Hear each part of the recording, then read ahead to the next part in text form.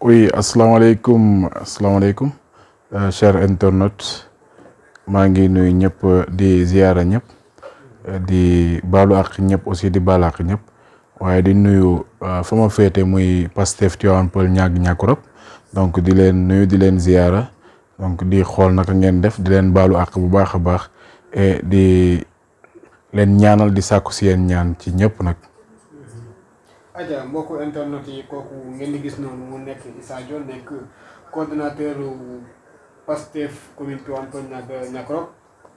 Issa tey ñu seet si la nag comme ni nga ko xamee ginnaaw démb ba tey Sénégal ñu nekk si benn tournant politique bu am solo yaakaar naa képp kuy sénégalais depuis démb ba tey yaa ngi bàyyi xel ci réew mi ni muy doxee rawat na loolu xam naa foo lay njëkk gi yow. mu mel ni njiité réew moo daal di njëkk tàmbali démb mu daal di def benn discours wala message à la nation jagleel ko réew mi ak sénégalais yi balaa ñoo dugg lu xew tey muy formation gouvernement bu bees bi Issa xam naa président moom depuis 2012 yàgg na def ay discours tey jii nii bu ñu leen defal ab jàngat tuuti ci discours yi ngay jot a dégg ci président Macky Sall yëpp ak discours boo gis démb. tey jii nii boo ko doon méngale wala di si def jàngat ana lan mooy doon jàngat bi. waaw Malcolm kontaan nañu bu baax a baax ci question bi je pense que démb ñun ñëpp ñu ngi doon toog di xaar avec impatience même le discours du président de la République donc mu doon discours ba nga xam ne dafa ñëw à son heure parce que les ménages la population sénégalaise. dañu dem ba dëkk bi dafa metti ci ñoom ci ñëpp nag donc ñu doon xaar l'autorité suprême wax démb nag ba mu annoncé ne dafay def discours ñëpp nag ñu ngi doon xaar pratiquement discours ba nga xam ne ni day jël pàcc par pàcc mooy difficulté yu sénégalais yi di dund waaw bien vrai que ni ci biir discours bi am na jàngat yu ñu ci def nag parce que première jàngat bu ñu njëkk am mooy l'aveu d'un échec mooy lajj dañu njëkk am ci jàngat bi parce que tey nit ki nga xam ne ni 14 mois moo la dese pour nga génn pour nga bàyyi Sénégal ak ñeneen nga ñëw ne man damay former benn gouvernement ba nga xam ne ni dañu ñëw pour liggéey donc je pense que ça c'est l'aveu d'un échec parce que plus de 10 ans amoon na pour def loolu defu ko donc deuxième jàngat bi mooy ci discours bi dama ci jàngat benn stratégie bu les communicants di def parce que ci biir discours bi boo xoolee mu ngi relater lépp luy difficulté sénégalais yi muy mbënn mi muy coût de la vie cher muy cherté de la vie muy crise sociale bi lépp mu ngi koy relater ci biir discours bi problème assemblée nationale loolu yëpp mu ngi koy relater ci biir discours bi waaye nag wax lépp dëxañ ko ne dama bëgg sénégalais yi ñu booloo nekk benn ñu liggéey donc defe naa ni ci loolu stratégie bu ñu tëral la pour xool naka la population bi di jëlee li mu def comme conception maanaam jël lépp li nga xam ne c'est des mots mu jël ko taxañ ko ne léegi nañu booloo xol yi nekk benn pour liggéey donc je pense que loolu dafay xool lan mooy réaction population bi parce que y a d'aucuns qui disent que ni boo xoolee dans un premier temps dafa am élection locale yu fi xewoon le pouvoir a été battu et a été pratiquement humilié ñu ñëw élection législative ñëw affaire yi gën a bàcc bi gën a tar léegi nag les stratèges ñoom ba léegi gëmuñu urne yi ñoom ñooy ku conseiller le président de la République ne ko nag léegi nag il faudra nga tâter la population discours bi nag démb c'était pour tâter la population pour xool ndax li mu wax ni gouvernement buy liggéey pour ñëpp ñu ànd nekk benn ndax gouvernement bu population bi dana ci ànd tey bu fekkee ni man daal mën naa ne équipe magique mooy coup de bague magique équipe magique la bëgg a créer ci gouvernement bi. ci 14 mois yii nii. mais est-ce que am na aussi tamit ñenn ñu jàngat mooy lu ko gën a forcer tey jii ni mu génn mooy incident yoo xamante ni xewoon na fële ci assemblée nationale ba ñu bëggoon fal njiital président assemblée nationale gis ngeen te bu mu génnee xaw na ci laalaale bu muy fàttali ni sax moom am na pouvoir wala am na réew mi ay pouvoir yu mu ko jox ba tey jii nii bu gisee xëy na loo xamante assemblée nationale boo xamante ne xeex la ak bloqué institution bi am na maanaam pouvoir tey jii nii def la ne mais junj ko ñenn ci opposition bi rawat na yéen ñu bëri ngeen jàppante jii nii moom dafa génn pour xuppe pour nappaate mais génnul pour jéem a fédéré loolu tamit lan moo ci sa ci xalaat. waaw discours bi boo xoolee démb moo tax ma ne la dafa am volet yu bari si côté social bi côté kii moom la ñu passé mais côté politique. social bi annoncé na def na ci ay coups de milliards. waaw yoo xamante ne def na ko ci pour alléger. ménage bi ménage bu sénégalais yi. mais bon au fait loolu yëpp il l'a annoncé donc à chaque fois li ñuy wax rek mën nga génnee ay milliards mais y a pas de suivi milliards yi fan lay dugg kenn du ko xam donc par rapport ak côté politique nag ci discours bi dañu doon remarquer démb dafa am benn xupp benn tiital boo nga xam ne ni dañ koy doon def à l'égard de l'opposition bon par ailleurs may profiter di la wax ni ce qui s'est passé à l'Assemblée tout dañ koy rafetlu mais c'est normal dans une démocratie. normal assemblée boo xam ne ay député dañuy ñëw di foqati micro di yéeg ci kaw table loolu moo. mais c'est normal dans une démocratie. mais pas yàq. non yàq bi kenn du ko cautionner. mais dama la bëgg a wax coow ci biir assemblée. xulloo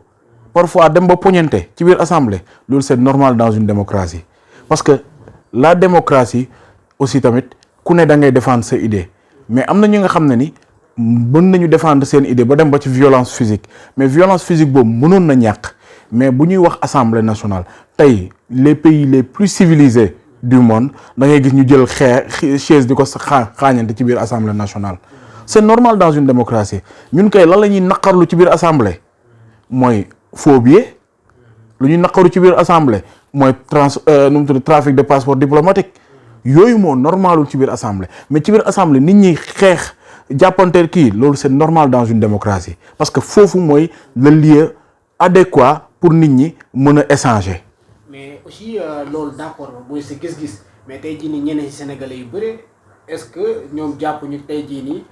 député Yewwi Askan Wi bi ngeen bokk ñoom xëy na bëgg nañu la fekk bu ñu ñëw la dinañ jox leen ñu seen baat ñu dem assemblée xeexal leen mais su bëri si ñoom dañoo jàpp ne quand vous parlez de xeexal leen confrontation des idées la mais pas lu xew noonu mais aussi tamit est-ce que jaaru tamit Yewwi Askan Wi maanaam ñoom en personne dañu ko doon xaar si conférence de génne communiqué jéggalu askan wi wala député yi ko def jéggalu askan wi mais jusqu'à présent gis ñu loolu mais est-ce que loolu tamit. non seen ay concitoyens. mais la parenthèse la question serait lan mooy kan mooy askan wi xam nga askan wi mooy ñi nga xam ne ni ñoom ñoo porter le pouvoir ak l'opposition ak ñi nga xam ne dañu abstenir ci vote bi donc ñooñu ñooy askan wi te tey la majeure partie ci ñi nga xam ne ni gëm nañu la coalition Yewwi Askan Wi ak Wallu ñoom gis nañu ne député yi taxawaay bi ñu taxawaayu dëgg la parce que au fait c'était pour refuser une injustice et malheureusement c'est cette injustice là qui a mené à élire pratiquement le président de l'Assemblée nationale donc mënoon na demee neneen parce que assemblée ni ñu mujjee nii buñ ko commencé woon pourtant il y a des sages au niveau de l'Assemblée ni ñu mujjee nii buñ ko commencé woon gëm naa ni coow bi du am mais li leen intéressé woon am nañ ko ba pare moo tax ñu ñëwaat ci négociation te négociation yooyu aussi quoi qu'il advienne fii Sénégal la muy opposition comme le pouvoir comme les non alignés ñoom ñëpp dañu war a toog xool lan mooy intérêt sénégalais yi ñu dox ci donc le deuxième jour loolu la ñu gis moo tax ñu xool intérêt sénégalais yi def ko ci jàmm ba pratiquement deuxième jour bi déggoo ci un incident majeur. ok d'accord loolu c'était benn parenthèse maanaam tey la moo waroon nekk suñu maanaam bi wala soubassement waxtaan interview bi mooy la formation du nouveau gouvernement déjà encore une fois ñu bëri jàpp nañu xëy na président Macky Sall bu génnee dem def discours c'était juste l'information qu'il voulait faire qu'il voulait donner aux Sénégalais mooy yëgal leen ni suba dama war a tabb ministre bu bees war naa teg gouvernement bu bees déjà ñu ñëw ci forme bi déjà le président la veille mu ne day tabb premier ministre à partir de 11h à partir de 12h mu fësal gouvernement bu bees waaye gis nañ loolu d'abord forme bi loolu amul gis nañ premier ministre bu ñu tabb vers 13h 12h gis nañ gouvernement boo xam te ne dañ ko annoncé par la suite ñu annoncé woon 18h mais par la suite presque 22h mais loolu ana na nga ko jàngatee ci njiita réew boo xamante ne tey jii ni moo war a joxe le bon exemple respecter sénégalais mu xam ne événement bu mel ni sénégalais dañuy bàyyi seen temps toog di seytaan mais au moins mu jox leen la bonne information parfois aussi tamit on a problème à ça à avoir la bonne information chez nos élus. waaw effectivement parce que Malcolm comme je disais tantôt rek le président dafa la veille dafa am benn discours ba nga xam ne ni pour la formation pour la nomination même d'un premier ministre muy négani tey donc et puis depuis démb il avait annoncé la couleur te ku déglu wala ku seetaan le discours du président de la République démb gis ni c'était le président de la République c'était Macky Sall en chef de parti de APR qui était venu hier parce que suñu emblème national suñu devise yëpp da ko coloré en marron beige. non parce que fond caméra bi si drapeau bi mu ngi vert jaune rouge waaw suñu emblème suñu devise yëpp bu coloré ko en marron beige waaw loolu moom dañ koy jéggal rek pour xam ne communication la doon def ci ginnaaw jéggal nañ ko parce que dafa doon wax ni gouvernement bu muy formé gouvernement bi gouvernement Benno Bokk Yaakaar la donc non c'est-à-dire dafa doon annoncer couleur parti bi parce que seen parti dafa am yëngatu couleur parti bi et il voulait fidéliser pratiquement les purs apéristes de Benno Bokk Yaakaar moo tax communication boobu tamit démb wane na ko tey tamit lu mu defaat aussi wanewaat na ni maa ngi xool ña nga xam ne ni man maa sekk ak ñoom biir APR waaye nag comme li nga wax rek nit bu fekkee yow yaay njiit dafa am lu bari la nga xam ne ni yow yaa ci war a joxe le bon exemple on nous avait dit à 11h vers 13h voire midi passé la ñu door a am le nom de monsieur Amadou Ba ñu demaat ba tey pratiquement il fait 22h ci la ñuy door a am la composition du gouvernement donc je pense que bu fekkee ni mu annoncé woon la couleur ne moom dafa jóg pour liggéey bu ko defee woon noonu ci timing gouvernement bii muy jël nii danañ jóg pour liggéey waaye ça ne s'annonce pas man de wax dëgg fa yàlla nuñ ko annoncé ak ni mu demee nii safaan laa gis man waaw léegi Issa yaakaar naa Macky Sall moom d'habitude day bett askan bi day codé lépp même buy fal nit wala buy def dara néew na information bi fuité xëy na dina am ay tur yu génn mais à la si boo demee cappaandaw ga lu nit ñi luñ doon foog la preuve tey jii bu ñu demee assemblée nationale benn sénégalais xalaatul woon kooku mu fa teg muy Amadou Mame Diop mais tey jii au moins ci PM bi nit ñi doon nañ xalaat Amadou Ba doon nañ xalaat Aly Ngouille Ndiaye pourquoi pas Mimi Touré en tout cas nekkoon na ñetti nit ñoo xamante ne en tout cas seen tur fësoon na te cette fois ci mu indi Amadou Ba tey jii nii formation politique bu nga def nga nekk ci réew mi xam Amadou Ba tey jii nii Amadou Ba comme PM ci crise politique parce que man dama jàpp ne Sénégal la ñu nekk ci crise politique parce que ku gisul xew assemblée nationale loolu crise politique rek moo ko mën a indi tey jii nii nga gis Amadou Ba comme PM yow ban gis-gis nga am ci moom ak est-ce que jàpp nga ni tey jii dina nekk nit koo xamante ni dina mën a indi benn fusion de dialogue entre l'opposition et le gouvernement. waaw bon par rapport ak dialogue entre opposition ak gouvernement je pense que ça sera un peu difficile parce que nous sommes au lendemain des élections présidentielles donc pour ça donc ça sera un peu compliqué mais la personne de Amadou Ba tantôt je disais que ni mu tàmbalee nii neexul parce que heure yi respecté wuñu ko mais li may magnifier daal mooy le fait que Amadou Ba choisi aussi parce que c'est une personne respectueuse et respectable donc elle est respectueuse et respectable donc da nga xam ne liggéeykat la nag bu mu ko waxee c'est pas son parcours politique mais son parcours pratiquement administratif laay wax donc liggéeykat la parce qu'il a été là avant Macky Sall et après Macky Sall tamit je pense qu'il sera là parce que Macky 14 mois moo ko fi dese Amadou Ba fonctionnaire de l'État la ba léegi donc tey mu doon ka nga xam ne technocrate la xam na lu bari ci état donc nekkoon inspecteur des impôts et domaines nekk tam ministère de l'économie et des finances donc maîtriser lu bari ci dëkk bi donc man je pense que on ne peut pas avoir un bon profit bu ñu doon am soit dañ koy naatable ak Amadou Ba mais Amadou Ba aussi c'est un bon profit waaw. boo ko gis ñu jàpp ni c'était le choix qui était en face et que le président Macky Sall n'y pouvait rien puisque tey jii nii Mimi Touré mu ngi fële di def ay affaire am xëy na muy créer benn front est-ce que jàpp nga ni carrément yaa ngi koy magnifier mais est-ce que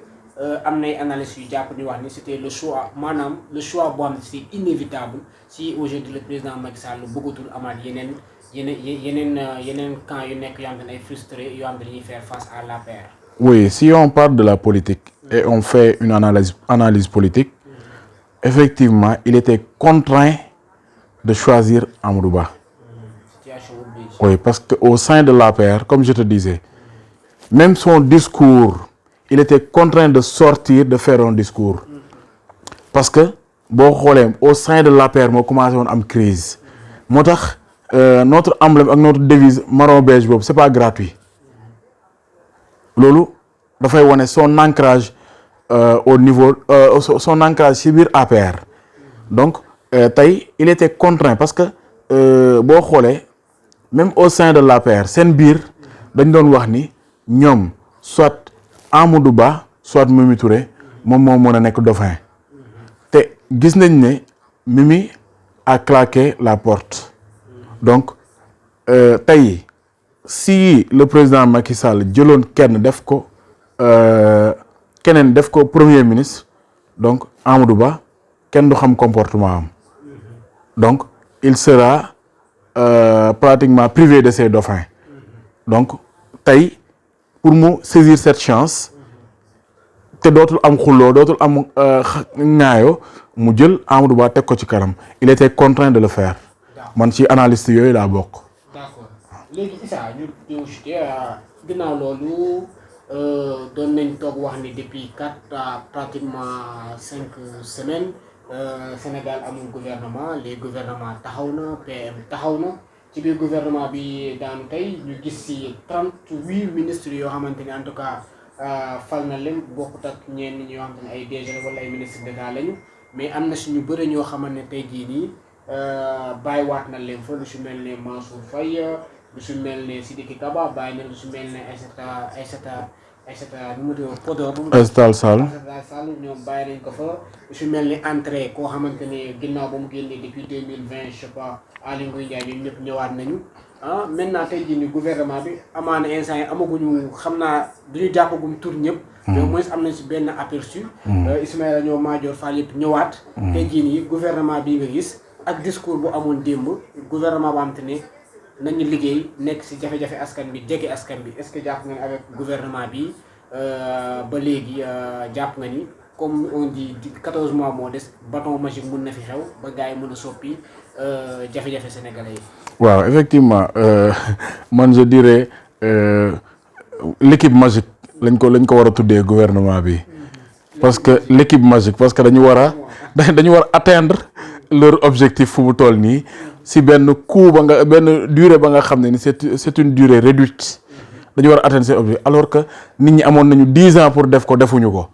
donc man bu réaliser wu dana ma bett trop quoi waaw dana ma bett trop léegi nag par rapport à la composition du gouvernement defe naa ni y a de ces nominations da ngay xam ni ñooñu loolu seen domaine la ku ci mel ni notre professeur mu ñu koy ndamoo waaye nag mu dem ba benn moment aussi tamit bëgg a wàcc yoon muy le professeur Ismaïla Madior Fall da ka nga xam ne ni moom moo ñu jàngal te lam ñu jàngal yëpp ñun moom la ñuy appliquer te lam ñu jàngal bokk na ci démocratie lam ñu jàngal bokk na ci yoon bokk na ci pratiquement éthique donc moom la ñu jàngal ma jàpp ni bu ñëwee ministère de la justice loolu la nar a doxal parce que ñun ñëpp moo ñu jàngal te lam ñu jàngal moom defe naa ni dana ko appliquer ñun ñu topp ci ginnaawam tam gën ko appliquer mooy. parce que tey jii débat bu ñu nekk nii troisième mandat moom moo ñu si dugal. waaw mais moo tax. moo ñu war a yéewee nangoo ko yéewee. moo tax ma ne la ku si mel ni notre professeur. lam ñu jàngal bokk na ci démocratie bokk na ci éthique bokk na ci justice ci wàllum yoon donc tey man je pense que ni l'éthique ou bien la morale voudrait que tey mu ñëwaat ministère de la justice rectifier waat lu bari donc parce que dama koy lancer benn appel sax cher professeur bëri nga ay étudiants yi nga xam ne ni yow yaa leen jàngal tey ñu ngi ci dans le milieu ba nga xam ne ni milieu de la justice la tey ñu lay sagoo di la ndamoo donc tey professeur defe naa ni war nga mën a jubbanti lu bari ci biir justice ba ñoom ñu mën ci gis seen bopp ba ñoom aussi ñu mën di la ndamoo di la sagoo comme nuñ koy defee te duñ ci am benn rëcc-rëcc waaw donc loolu moom mooy message bu mu koy adressé waaw parce que di ko adressé à son DC aussi mooy sini professeur encore muy Maysa Diakhaté di ko adressé à Abdou Aziz Daba Kébé mi nga xam ne ni aussi tamit si cabinet am la bokk donc xam naa ni wax dëgg fa yàlla bu ñu jotee message bi danañu bàyyi xel ca la ñu war a liggéey pour Sénégalu ëllëg. d'accord yaakaar naa loolu am na solo. ñenn ñi ñoo xam ne xëy na ñu bees ñoo dugaat mais ñu fa nekkoon nekkaat fa ku ci mel ni Mansour Faye poste bu ministère bu mu géré ñu bàyyiwaat ko fa Sidiki Kaba Antoine Philippe Diome. Aïssata Tall Sall ñoom ñëpp nga xam ne ay ministre la ñoon mais ñu doon xaar tey jii nii comme que du 109 la ñu bëggoon ñoom ñëpp ñu xëy na xajal ñenn surtout ma jàpp ni 14 mois moo des est-ce que jàpp nga ni ñooñu ñu bàyyi leen foofu lu baax la wala jàpp nga ni tey jii nii président pouvait aussi miser sur certaines pour xool ñoom tamit lan la ñuy indil askan wi. mais am na yoo xam ne c'est des choix politiques. Pour man le ministère de l'Intérieur c'est un choix politique. Le ministère des forces armées c'est un choix politique. Le ministère qu'occupe Mansour Faye nu mu tudd sax hydraulique ak yooyu la transport terrestre kii c'est un choix politique parce que on ne peut pas au lendemain d'un problème où on décrit les liens familiaux yow nga génnee kenn ci famille bi dafay mel ni kooku da nga koy jox dëgg donc loolu tamit c'est le débat pratiquement même si on allait faire sortir Mansour Faye duñ ko génnee ci contexte bi waaw donc loolu yëpp c'est des choix politiques donc man nag comme je disais tantôt am na lenn la nga xam ne ni moo ma neex muy Aly Ngouille aussi waaw parce que au-delà de la politique nous à Pastef nous sommes pratiquement objectifs parce que Aly Ngouille bañ ko génnee ci ministère ba mu nekkoon dafa dem village natalam nekkaat daara nekkaat ci tool ya nekkaat ci liggéey ba lii fekkaat ko fa donc loolu mooy wane ni nit ñi dañu war a gëm yàlla nit ñi dañu war a gëm seen bopp donc man moom personnellement nomination am daf ma neex parce que gisoon naa ni dafa amoon benn retrait total ci pratiquement lépp luy administration dem ba ca dëkkam di bay di sàmm donc buñ ko yàlla joxee ñu jox ko agriculture aussi donc loolu tamit defe naa ni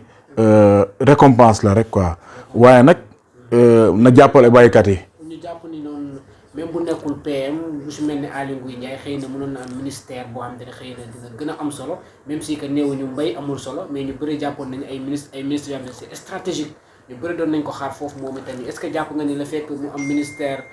si wàllum agriculture et consort jàpp nga ni carrément tey jii moom ça c'est suffisant pour lui. oui mais xam nga Ali Ngouille il a eu à découvrir le monde rural pratiquement ba mu génnee ci comme poste si ba mu génnee ci gouvernement bi donc peut-être expérience boobu parce que ministre yi tam balaa ñu laa jox portefeuille dañ lay consulter donc peut-être expérience bu mu ci am ak tamit le président de la République peut-être gis na ko muy dox ci yenn fànn yi donc xam naa ni moo tax mu jàpp ni Aly Ngouille mën na ko mais man de li ma jot a xam gis naa ni daal même ba mu nekkee ci ministère ci gouvernement bu njëkk ba sax baykat la woon waaw parce que am naa neveu yu nekk Daara Jolof donc dañ ma doon wax yenn affaires yenn exploitation yu muy def donc ma xam ni aussi il n'est pas novice du ku bees ci biir ci mbay bi waaw. d'accord di fàttali ñuy sekk ak waxtaan ci nomination wala remaniement bu bees bi ak Issa Dione di coordinateur Pastef commune Tivaouane Peulh Niaga Niakhar Issa xam naa ñaari question moo ñu dese ñu ñëw ci nomination bi à chaque fois dina am surprise. mais surprise yaakaar naa sénégalais yu bëre mooy le cas Matar Ba tey jii nii Matar Ba bu ñu jëlee ministère des sports daal di ko fay daal di koy jox beneen allié politique mun naa ko tudd muy Yankhoba Diattara jox ko domaine boobu tey jii nii yaakaar naa sénégalais yu bëre boo xoolee ci toile bi ñu ngi koy naqarlu wala ñu nekk tey jii nii carrément Matar Ba waru fa woon jóge wala bu fay jóge sax nañ ko jox keneen koo xam te ne dafa xam am football. quand Amadou Ba ñu tëbal ko xam naa yow mi bokkoo woon sénégalais sax jàppoon ni Amadou Ba day jóge ci ministère pratiquement mën nañ ne ci ministère des sports yu Sénégal yëpp c'est le seul boo xamante ni tey jii nii yàgg na ci département boobu ba tey jii nii. waaw kaw Matar Ba moom defe naa ni sénégalais yëpp ba ñu annoncé gouvernement bi ñëpp lay frappé c'est pas l'absence de Matar Ba mais Yankhoba Diattara bu ñu fa indi aussi. Qu'est-ce que Yankhoba a fait de méritant ba ñëw ñu éjecter Matar Ba pour jox Yankhoba mais Matar Ba c'est avec lui que le Sénégal a connu un succès et dafa nekkoon ci liggéey ba nga xam ne ni ci liggéey mondial la à quelques mois de nu mu tudd du mondial donc mënoon nañ ko bàyyi mu yeggali liggéeyam Yankhoba Diattara moom ce qu'il a fait peut-être de méritant pour les politiques mooy saaga parce que ces temps-ci ñëpp xam nañ ne saaga la fi nekkee ak dénigrer donc c'est ça qu'il a fait de méritant peut-être moo tax ñu récompenser ko lii et puis gouvernement bi li leen sonal composition gouvernement bi da ngay gis ni dañuy bëgg a fatt ay manque parce que Yankhoba Diattara il est de réew mi donc allié la donc bu ñu demee ba di sacrifier Matar Ba ndax un allié di sacrifier comment ça s'appelle la nga xam ne ni sénégalais yépp ñoo ko naw parce que au moins indil na la nga xam ne ni dañ ko doon daw ay ati at mënuñu ko sénégalais yépp di ci naw ko di ko ndamoo ñu jël ko indi fi kenn ka nga xam ne ni pratiquement dénigré nga fi nekkee donc je pense que c'est pas un bon choix. boo ko nekkee ba léegi département football wala sport bëreetul coow parce que lépp da koy gérer lu si mel ne làmb ji lépp da koy gérer. day déglu ñëpp day waxtaan ak ñëpp. effectivement boo xoolee Matar Ba mën naa ne c'était un homme consensuel donc côté làmb ji côté football bi côté basket bi donc foo gis day am problème. mais problème minime lay doon problème yu minime lay doon parce que yooyu yëpp da doon jéem a def tout pour maîtriser ko parce que bon au fait li ko peut-être li ko may chance aussi yàgg na ci ministère am donc xam na milieu bi waaw pratiquer ko bokkul ak ka nga xam ne ni aussi ñu ngi waaj a dem mondial man surtout c'est ça qui est écœurant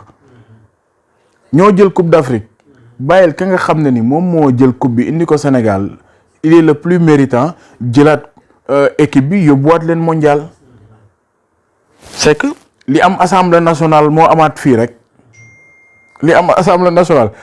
ndaw soos di wax dama def 5000 xaw ma lan kilomètres ba pare ñu jël ko jox ko keneen waaw léegi nag fu mu toll nii moom moo amaat fii rek fu mu toll nii nit ki dafa def méritam ñëw tegal la ko yow nga ne ko léegi bàyyi ma jox keneen mu dem yóbbu ñu mondial donc c'est ces cas-là qu'il faut éviter. D'accord Issa ñu daaneel ñu ngi ci crise politique tey jii nii ñu bëree jàppoon nañu Macky Sall lu ko tere def former gouvernement wala teg problème premier ministre PM problème dauphin defi naa la am xëy na pour jëmmal 2024 est-ce que tey jii nii formation gouvernement bu nga gis ak PM bu ñu am muy Amadou Ba est-ce que tey jii nii opposition bu nga nekk jàpp nga ba léegi lecture politique kii di président Macky Sall si yoonu waajal un dauphin la nekk muy Amadou Ba wala da nga jàpp ni ba tey dafa nekk si yoonu tey jii nii bu yoon bi leeree mu briguer wala mu laajte un troisième mandat. xam nga tantôt maa la doon expliquer di la jéem a wax ne le discours du président de la République est stratégique parce que dafa wax sénégalais yi ne dama bëgg seen baat ñun ñëpp ñu àndandoo liggéeyandoo nekk benn mais avant ça déggoo ma ne la élection locale bi nañ ko dóor gëmuñu ko élection législative ñëw ñu dóor leen ba fu mu toll nii gëmuñu ko parce que nee nañ suffrage yi du wax est-ce que suffrage yi li muy wax dëgg la ba léegi loolu la ñuy questionné wu léegi nag loolu moo tax mu indi volet social bii nga xam ne ni mooy l'attente de la population mu ñëw dugg ci fekk sa population bi ci seen naqar fekk ci seen kii ne leen seeni jafe-jafe seeni naqar moom laay fexe nu mu leen ko fajalee léegi ni mu leen ko fajalee nag loolu moom mooy déterminer pratiquement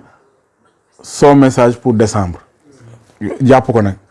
message am pour décembre damay bokk xool du mu bokk décembre la. décembre 2023. décembre bii non décembre bii waaw décembre bii 2022 bii message am pour décembre foofu loolu moo koy déterminer loolu mooy déterminer son message pour décembre parce que day naan gouvernement bi fu mu toll nii li mu teg nii moo tax moo ne équipe magique laa ko tuddee parce que bu ñu réussir moom li mu bëgg rek dafay naan population bi favorable na à ce que man ma def sama déclaration de candidature te ñu réussir ñàkk réussir bañ a réussir nul ne peut faire 2 mandats consécutifs. point réussir ñàkk réussir loolu moom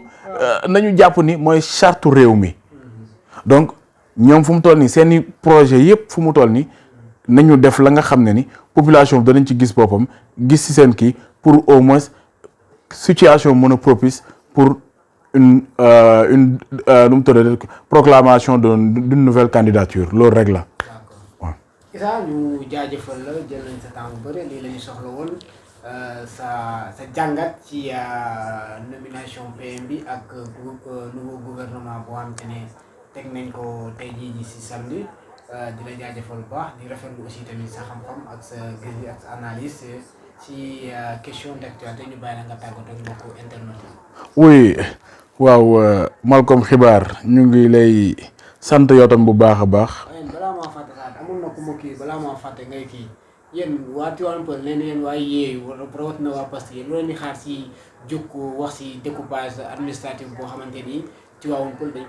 dañu am problème lu si mel ñaari station yu nekk fële ca Daaru ñu bëgg jël ko boole ko ci Kër Massar Nord. ok léegi ci loolu xam nga découpage bi ñun nag ñu ngi ci def jéego à l'interne à notre sein quoi ñu ngi ci def jéego parce que ñu ngi dem j'ai eu à rencontrer un proche du maire de Kër Massar mi ne ma découpage bi ça a été fait depuis mi ne maire bi sax xamu ci woon dara parce que découpage bi bañ koy def ñoom waa nguur gi dañ jàppoon ni ñoom gagné nañu ba pare moo tax ñu defoon découpage bi te ASSOM moo doon présenté wu en fait c'était nu mu tuddati omelette sur le plat lañ tegaloon ASSOM pratiquement parce que def nañ découpage bi ba pare mais ñu ci bari xamuñu ko mais au sein de leur parti ñoom xam nañ ne découpage am na léegi nag bu Assom nekkoon maire Assom va bénéficier de toute cette zone là mais malheureusement Yewwi moo fa jël léegi nag moo tax découpage bi ñu bari fu nga gëstu pour xam ni am na moo tax jëmul kaw mais bu fekkoon ni Benno Bokk Yaakaar moo ko gagné le lendemain da ngay xam ne découpage am na bon et puis te luñ ci jot a dégg aussi y a une partie de la population ba nga xam ne ni foofu la ñuy yeewoo ci zone yi nga xam ne ni moo nekkoon Tivaouane Peulh ñu bëgg leen yóbbu Kër Massar une partie de la population dem nañu ba di présenter seen bopp maire bi di ko wax ni ñoom foofu la ñu bokk léegi donc combat bi mënul nekk un combat politique pour l'instant parce que dafa di loo nga xam ne ni foog ñu dem ca teey foog ñu dem ca xel donc je pense que ànd defar suñu gox